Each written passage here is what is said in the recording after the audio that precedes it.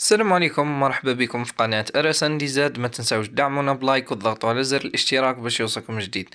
خوتي قبل ما نبداو ما تنساوش تصليو على النبي الحبيب ونقول لكم صحة فطوركم وصحة رمضانكم. في الفيديو تاع اليوم خوتي راح نكلموكم على طراز جديد من علامة شيري.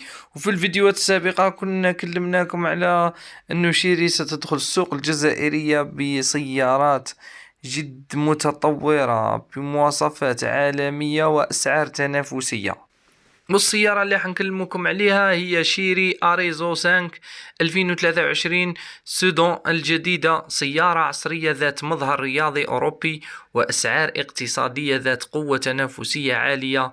لنتعرف على مواصفاتها وسعرها. السيارة تتمتع بالعديد من التجهيزات الداخلية والخارجية المحدثة. تتمتع بأضواء هالوجين يمكن التحكم في ارتفاعها مع وجود مصابيح نهارية لاد. عجلات ألمنيوم 16 بوص.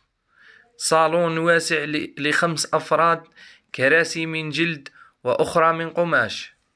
عجلة قيادة متعددة المهام يمكن التحكم من خلالها في النظام الصوتي ومثبت السرعة. وجود تكييف جيد وراديو ونظام صوتي ب4 سماعات ومدخلين USB. مفتاح ألارم وأيضا لفتح الصندوق الخلفي. بالنسبة للمحرك 1.5 هجين بقوة 114 حصان وعلبة سرعة أوتوماتيكية. أما بالنسبة للسعر خوتي فهناك 3 فئات.